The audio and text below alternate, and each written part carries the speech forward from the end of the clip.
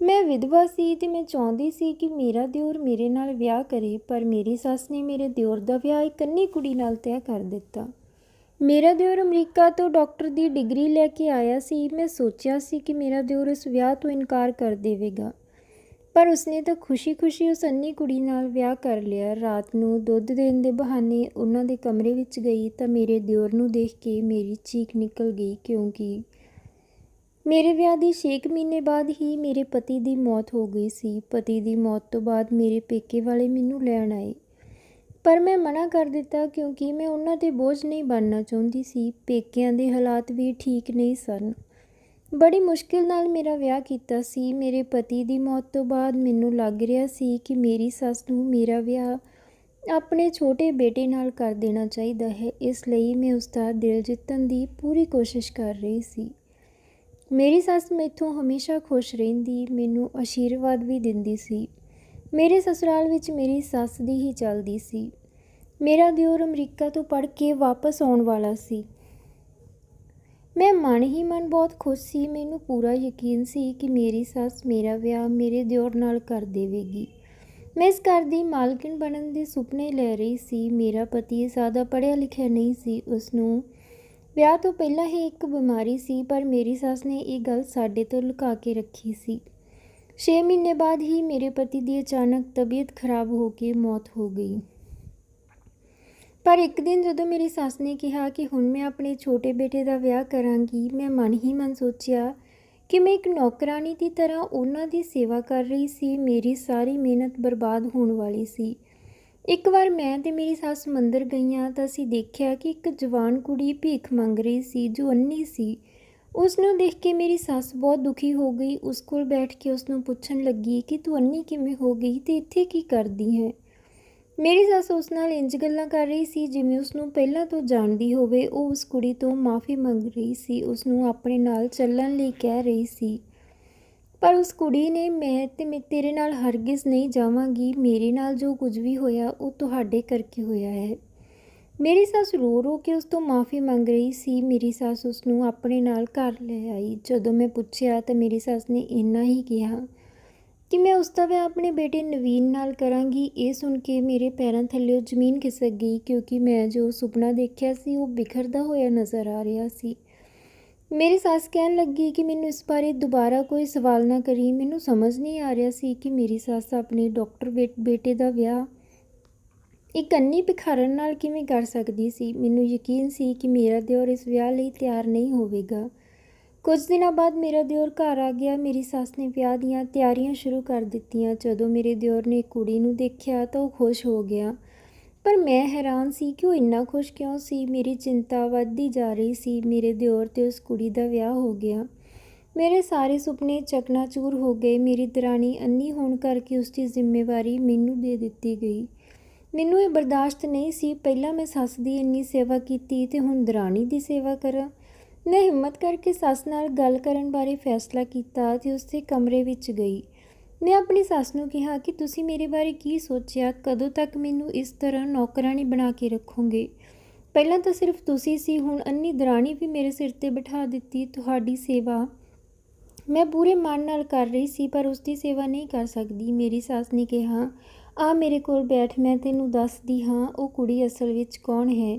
ਇਹ ਉਦੋਂ ਦੀ ਗੱਲ ਹੈ ਜਦੋਂ ਨਵੀਨ ਅਮਰੀਕਾ ਨਹੀਂ ਗਿਆ ਸੀ। ਉਸਨੇ ਮੈਨੂੰ ਦੱਸਿਆ ਕਿ ਉਹ ਸਾਡੇ ਗਲੀ ਵਿੱਚ ਰਹਿਣ ਵਾਲੀ ਕਮਲ ਨੂੰ ਪਸੰਦ ਕਰਦਾ ਹੈ। ਉਹ ਵੀ ਉਸ ਨੂੰ ਪਸੰਦ ਕਰਦੀ ਸੀ। ਨਵੀਨ ਨੇ ਮੈਨੂੰ ਕਿਹਾ ਕਿ ਮੈਂ ਕਮਲ ਦੇ ਘਰ ਜਾ ਕੇ ਵਿਆਹ ਦੀ ਗੱਲ ਕਰਾਂ, ਪਰ ਮੈਨੂੰ ਕਮਲ ਪਸੰਦ ਨਹੀਂ ਸੀ ਕਿਉਂਕਿ ਉਹ ਗਰੀਬ ਘਰ ਦੀ ਕੁੜੀ ਸੀ ਤੇ ਮੈਂ ਚਾਹੁੰਦੀ ਸੀ ਕਿ ਨਵੀਨ ਦਾ ਵਿਆਹ ਕਿਸੇ ਅਮੀਰ ਘਰ ਦੀ ਕੁੜੀ ਨਾਲ ਹੋਵੇ। ਨਵੀਨ ਨੇ ਮੈਨੂੰ ਬਹੁਤ ਸਮਝਾਇਆ ਕਿ ਪੈਸੇ ਦਾ ਇਨਸਾਨ ਦੀ ਖੁਸ਼ੀ ਨਾਲ ਕੋਈ ਲੈਣਾ ਦੇਣਾ ਨਹੀਂ, ਪਰ ਮੈਂ ਉਸਦੀ ਗੱਲ ਨਾ ਸਮਝੀ। ਮੈਂ ਕਮਲ ਦੇ ਘਰ ਗਈ ਤੇ ਉਸਦੇ ਮਾਂ-ਪਿਓ ਨੂੰ ਕਿਹਾ ਕਿ ਆਪਣੀ ਧੀ ਨੂੰ ਸਮਝਾ ਲਵੋ, ਮੇਰੇ ਬੇਟੇ ਤੋਂ ਦੂਰ ਰਹੋ, ਨਹੀਂ ਤਾਂ ਚੰਗਾ ਨਹੀਂ ਹੋਵੇਗਾ। ਮੈਂ ਚੰਗੀ ਤਰ੍ਹਾਂ ਜਾਣਦੀ ਹਾਂ ਤੁਹਾਡੀ ਨਜ਼ਰ ਮੇਰੇ ਬੇਟੇ ਦੇ ਪੈਸੇ 'ਤੇ ਹੈ। ਕਮਲ ਦੀ ਮਾਂ ਰੋ ਕੇ ਕਹਿ ਰਹੀ ਸੀ ਕਿ ਅਸੀਂ ਗਰੀਬ ਹਾਂ ਪਰ ਇੱਜ਼ਤਦਾਰ ਹਾਂ। ਕਮਲ ਦੀ ਮਾਂ ਨੇ ਕਿਹਾ ਕਿ ਇਸ ਤੋਂ ਬਾਅਦ ਮੇਰੀ ਧੀ ਕਦੇ ਤੁਹਾਡੇ ਬੇਟੇ ਨੂੰ ਨਹੀਂ ਮਿਲੇਗੀ। ਉਹਨਾਂ ਦੇ ਘਰ ਬਾਹਰ ਭੀੜ ਇਕੱਠੀ ਹੋ ਗਈ। ਕਮਲ ਦੀ ਮਾਂ ਦਾ ਸਿਰ ਸ਼ਰਮ ਨਾਲ ਝੁਕ ਗਿਆ। ਮੈਂ ਘਰ ਵਾਪਸ ਆਈ ਤਾਂ ਨਵੀਨ ਨੇ ਮੇਰੇ ਨਾਲ ਕੋਈ ਗੱਲ ਨਹੀਂ ਕੀਤੀ, ਕਿਉਂਕਿ ਉਸਨੂੰ ਜੋ ਮੈਂ ਕੀਤਾ ਸੀ ਉਸ ਬਾਰੇ ਪਤਾ ਚੱਲ ਗਿਆ ਸੀ। ਉਸਨੂੰ ਕਮਲ ਦੀ ਬੇਇੱਜ਼ਤੀ ਬਰਦਾਸ਼ਤ ਨਹੀਂ ਸੀ। ਅਗਲੇ ਦਿਨ ਨਵੀਨ ਕਮਲ ਦੇ ਘਰ ਜਾ ਰਿਹਾ ਸੀ। ਮੈਂ ਉਸਨੂੰ ਬਹੁਤ ਰੋਕਿਆ ਤੇ ਕਿਹਾ ਕਿ ਉਹ ਤੇਰੇ ਪੈਸੇ ਮਗਰ ਹੈ, ਉਸਨੇ ਤੇਰੇ ਨਾਲ ਵਿਆਹ ਨਹੀਂ ਕਰਵਾਉਣਾ। ਪਰ ਉਸਨੇ ਮੇਰੀ ਇੱਕ ਨਾ ਸੁਣੀ। ਥੋੜ੍ਹੀ ਦੇਰ ਬਾਅਦ ਉਹ ਘਰ ਵਾਪਸ ਆਇਆ ਤਾਂ ਜ਼ੋਰ-ਜ਼ੋਰ ਨਾਲ ਰੋਣ ਲੱਗਾ ਤੇ ਆਪਣੇ ਦਰਵਾਜ਼ੇ ਦਾ ਕਮਰਾ ਬੰਦ ਕਰ ਲਿਆ। ਮੈਂ ਦਰਵਾਜ਼ਾ ਖੜਕਾਇਆ ਪਰ ਉਸਨੇ ਨਾ ਖੋਲ੍ਹਿਆ, ਪਰ ਉਸਨੇ ਕੋਈ ਜਵਾਬ ਨਾ ਦਿੱਤਾ। ਪੂਰਾ ਦਿਨ ਖਾਣਾ ਨਾ ਖਾਧਾ। ਮੈਨੂੰ ਆਪਣੇ ਬੇਟੇ ਦਾ ਅਜਿਹਾ ਵਿਵਹਾਰ ਬਰਦਾਸ਼ਤ ਨਹੀਂ ਸੀ। ਮੈਂ ਆਪਣੇ ਬੇਟੇ ਨੂੰ ਖੋਣਾ ਨਹੀਂ ਚਾਹੁੰਦੀ ਸੀ। ਮੈਂ ਚਾਹੁੰਦੀ ਸੀ ਕਿ ਕਮਲ ਤੇ ਉਸਦਾ ਪਰਿਵਾਰ ਘਰ ਛੱਡ ਕੇ ਚਲੇ ਜਾਣ ਤਾਂ ਜੋ ਨਵੀਨ ਉਸਨੂੰ ਭੁੱਲ ਜਾਵੇ ਤੇ ਸਭ ਠੀਕ ਹੋ ਜਾਵੇ। ਨਵੀਨ ਤਾਂ ਕਮਰੇ ਵਿੱਚੋਂ ਬਾਹਰ ਨਾ ਆਇਆ ਤਾਂ ਮੈਂ ਕਮਲ ਦੇ ਘਰ ਚਲੀ ਗਈ। ਮੈਂ ਕਮਲ ਦੇ ਮਾਤਾ-ਪਿਤਾ ਨੂੰ ਕਿਹਾ ਕਿ ਤੁਸੀਂ ਇੱਥੋਂ ਚਲੇ ਜਾਓ।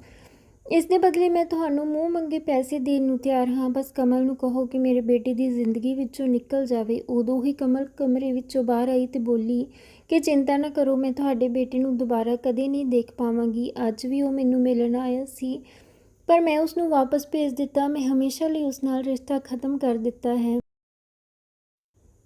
ਤੇ ਹਾਂ, ਸਾਨੂੰ ਤੁਹਾਡੇ ਪੈਸਿਆਂ ਦੀ ਲੋੜ ਨਹੀਂ। ਅਸੀਂ ਪਹਿਲਾਂ ਹੀ ਇਹ ਪਿੰਡ ਛੱਡਣ ਦਾ ਫੈਸਲਾ ਕਰ ਲਿਆ ਹੈ। ਤੁਸੀਂ ਆਪਣੇ ਬੇਟੇ ਨੂੰ ਸਮਝਾਓ ਸਾਡਾ ਪਿੱਛਾ ਨਾ ਕਰੇ। ਤੁਹਾਡਾ ਬੇਟਾ ਹੀ ਮੇਰੇ ਪਿੱਛੇ ਪਿਆ ਹੋਇਆ ਹੈ। ਉਹ ਹਮੇਸ਼ਾ ਕਹਿੰਦਾ ਸੀ ਕਿ ਮੈਂ ਸਿਰਫ ਤੇਰੇ ਨਾਲ ਹੀ ਵਿਆਹ ਕਰਾਂਗਾ, ਪਰ ਮੈਂ ਉਸਨੂੰ ਸਾਫ਼ ਮਨਾ ਕਰ ਦਿੱਤਾ ਹੈ। ਮੈਂ ਘਰ ਵਾਪਸ ਆ ਗਈ ਪਰ ਨਵੀਨ ਦੀ ਤਬੀਅਤ ਬਹੁਤ ਖਰਾਬ ਹੋ ਗਈ। ਉਸਨੇ ਸਿਰਫ ਕਮਲ ਦੇ ਨਾਂ ਦੀ ਰੱਟ ਲਾਈ ਹੋਈ ਸੀ। ਉਹ ਕਹਿ ਰਿਹਾ ਸੀ ਕਿ ਕਮਲ ਨੇ ਮੇਰੇ ਨਾਲ ਸਾਰੇ ਰਿਸ਼ਤੇ ਤੋੜ ਦਿੱਤੇ ਹਨ। ਮੈਂ ਕਿਹਾ ਤੂੰ ਪਹਿਲਾਂ ਠੀਕ ਹੋ ਜਾ, ਮੈਂ ਤੇਰਾ ਵਿਆਹ ਕਮਲ ਨਾਲ ਕਰਵਾ ਦੇਵਾਂਗੀ। ਮੇਰਾ ਬੇਟਾ ਖੁਸ਼ ਹੋ ਗਿਆ। ਉਹ ਠੀਕ ਹੋ ਕੇ ਕਮਲ ਦੇ ਘਰ ਗਿਆ ਪਰ ਪਰੇਸ਼ਾਨ ਹੋ ਕੇ ਵਾਪਸ ਆ ਗਿਆ ਕਿਉਂਕਿ ਉਹ ਘਰ ਛੱਡ ਕੇ ਜਾ ਚੁੱਕੇ ਸਨ। ਉਸਦਾ ਨੰਬਰ ਵੀ ਬੰਦ ਆ ਰਿਹਾ ਸੀ। ਉਸ ਤੋਂ ਬਾਅਦ 6 ਮਹੀਨੇ ਤੱਕ ਨਵੀਨ ਕਮਲ ਨੂੰ ਲੱਭਦਾ ਰਿਹਾ ਪਰ ਉਹ ਨਾ ਮਿਲੀ। ਉਸਨੂੰ ਯਕੀਨ ਹੋ ਗਿਆ ਕਿ ਕਮਲ ਉਸਨੂੰ ਹੁਣ ਕਦੇ ਨਹੀਂ ਮਿਲੇਗੀ। ਉਸਨੇ ਦੇਸ਼ ਛੱਡ ਕੇ ਜਾਣ ਦਾ ਫੈਸਲਾ ਕਰ ਲਿਆ। ਉਹ ਕਹਿ ਰਿਹਾ ਸੀ ਕਿ ਉਹ ਕਦੇ ਵਾਪਸ ਨਹੀਂ ਆਵੇਗਾ। ਹੁਣ ਮੈਨੂੰ ਆਪਣੇ ਕੀਤੇ 'ਤੇ ਪਛਤਾਵਾ ਹੋ ਰਿਹਾ ਸੀ। ਮੈਂ ਉਸਦਾ ਫੈਸਲਾ ਸੁਣ ਕੇ ਪਰੇਸ਼ਾਨ ਹੋ ਗਈ ਸੀ।